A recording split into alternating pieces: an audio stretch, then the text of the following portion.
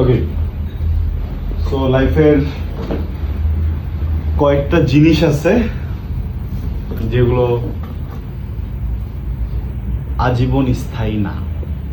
কপাল ভালো থাকলে আজীবন থেকে যায়। তার ভিতরে একটা লাইফ নিজেই, আমরা চাইলেও সারা জীবন বেঁচে থাকতে পারি না। আরেকটা হচ্ছে গিয়ে প্রেমিকা। প্রেমিকা কপাল যদি খুব খারাপ হয় তাহলে কিছুদিন পরে অন্যের বউ হয়ে যায়, আর যদি কপাল খুবই ভালো থাকে সেক্ষেত্রে নিজের বউ হয়ে যায়। কিন্তু কোনো রূপেই আসলে প্রেমিকা সারা জীবন প্রেমিকা থাকে না। আর সব থেকে বিশেষ করে আমাদের মতো ছেলেদের জন্য ইম্পর্টেন্ট হচ্ছে চুল। কারণ আমরা আসলে আলাদাভাবে কোনো মেকআপ করি না বা কোনো অর্নামেন্টস পরি না। সো বেসিক একটা ব্যাপার আছে চুল, যেটা দিয়ে আমরা টুকটাক ফ্লেক্স করি। কিন্তু আমাদের ছেলেদের বিভিন্ন রকমের রিজনে সব থেকে বেশি দ্রুত যে জিনিসটা আমরা হারাই সেটা হচ্ছে চুল। সো আমার যে অনেক মাথা ভর্তি চুল, ব্যাপারটা ওরকম না, তারপরেও যতটুকু আছে আলহামদুলিল্লাহ। তো ওইখান থেকে আমার নিজের লাইফস্টাইল নিয়ে কিছু একটা শেয়ার করতে চাই।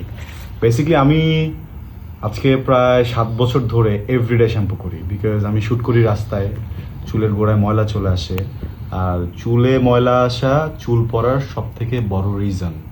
আমরা অনেকগুলো কারণ বের করি, বাট সব থেকে বড় কারণ হচ্ছে চুলে ময়লা জমে থাকা, চুলের গোড়ায়, চুলের ত্বকে।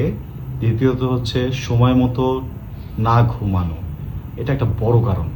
আমরা খুব কম সময় ঘুমাই। আমরা দেখা যায় যে 3 ঘন্টা, 4 ঘন্টা, 5 ঘন্টা বেসিক ঘুম, বাট আসলে 8 ঘন্টার নিচে ঘুম আমাদের চুলের জন্য, আমাদের স্কিনের জন্য, আমাদের ব্রেনের জন্য, ইভেন আমাদের লাইফের জন্য অনেক বেশি risky. Because if you don't sleep properly then যে কোনো সময় স্ট্রোক হতে পারে, হার্ট অ্যাটাক হতে পারে, অনেক মেজর মেজর সমস্যা দেখা দিতে পারে।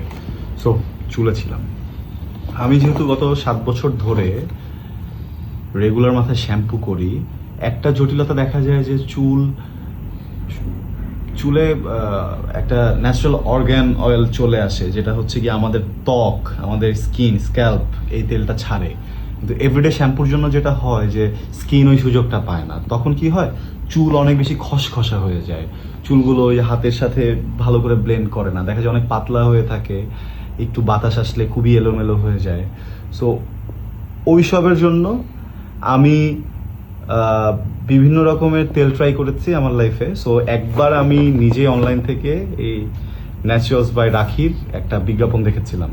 সো দেন আমি এটা অর্ডার করেছিলাম, অ্যান্ড অর্ডার করার পরে ফার্স্টেই ওদের প্যাকেজিংটা খুব স্মার্ট লেগেছিল। অ্যান্ড বটলের, এটা তো গ্রিন একটা বটল, সো এটার ভেতরে অনেক ধরনের ইনগ্রিডিয়েন্ট দেয়াই থাকে তেলের ভিতরে। স্মেলটাও বোঝা যায় যে একদমই হার্বাল। হ্যাঁ, এখানে কোনো রকমের কোনো কেমিক্যাল নাই। সো একদমই ন্যাচারাল, এলিমেন্টসগুলো ভালো। অ্যান্ড তেলের বিষয়টা হচ্ছে গিয়ে এভরিডে শ্যাম্পুর আগে বা কোনোভাবে যদি ওভারনাইট তেলটা সোক করানো যায়, শ্যাম্পুর পরে চুলটা হেলদি থাকে, তখন ওই খসখসে ব্যাপারটা হারায় যায়। সো তেলে হেল্পটা যেহেতু করে, তেলই যেহেতু ব্যবহার করতে হবে, আপনি অবভিয়াসলি ট্রাই করবেন একটা বেটার তেল ইউজ করার। আমি এটা ইউজ করে আমার ভালো লেগেছে, so I am using it. আপনার যদি কোনোটা ভালো লাগে, ইউ ক্যান ইউজ দ্যাট। আপনার যদি মনে হয় যে আপনি এটা ইউজ করতে চান, you can go for it.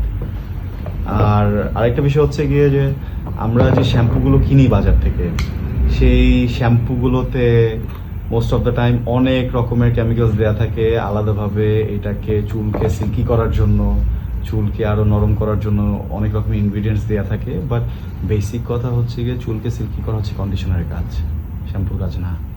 So shampoo ইউজের ক্ষেত্রে অবশ্যই কিছু কিছু উপাদান যেগুলো চুলের ক্ষতি করে, যেগুলো চুলের জন্য ভালো না, যেগুলো হয়তোবা কিছুদিনের জন্য চুলটাকে হয়তো দেখতে অনেক সুন্দর করে, বাট লং রানে চুলটা পড়ে যায়, দুর্বল হয়ে যায়, ওই এলিমেন্টসগুলোকে বাদ দিয়ে একদমই বেসিক যে শ্যাম্পুগুলো আছে সেগুলো ইউ ক্যান ইউজ। অনেস্টলি আমি এখন পর্যন্ত এই শ্যাম্পুটা ইউজ করিনি, বাট আমি এটা ইউজ করব, অ্যান্ড ইউজ করার পরে আমি আপনাদেরকে জানাবো এটার কেমন। অ্যান্ড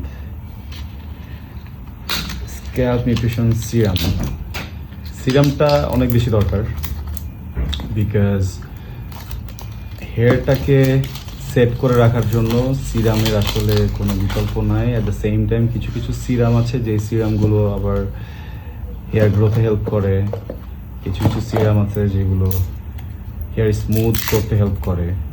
তো এটার জন্য সিরাম ইউজ করা যেতে পারে। আমি এখন পর্যন্ত এই সিরামটাও ইউজ করি নাই, বাট যেহেতু এটা তেল ইউজ করে আমার কাছে ভালো মনে হয়েছে, সো আমি এটা ইউজ করতে চাই। হ্যাঁ, তো যারা যারা চুল নিয়ে কনসার্ন, শুধুমাত্র তেল, শ্যাম্পু, সিরাম দিলেই হবে না, পাশাপাশি লাইফস্টাইল ঠিক করতে হবে, ফুড হ্যাবিট ঠিক করতে হবে, আপনি কখন ঘুমাচ্ছেন এইটা একটু ঠিক করাটা দরকার। আর সব থেকে বড় ব্যাপার, এক্সট্রা স্ট্রেস নেওয়ার কোনো দরকার নাই, বিকজ আপনার লাইফে আপনি যদি সৃষ্টিকর্তাতে বিশ্বাসী হন, তাহলে আপনি এটাও বিশ্বাস করবেন যে আপনার রিজিক নির্ধারিত।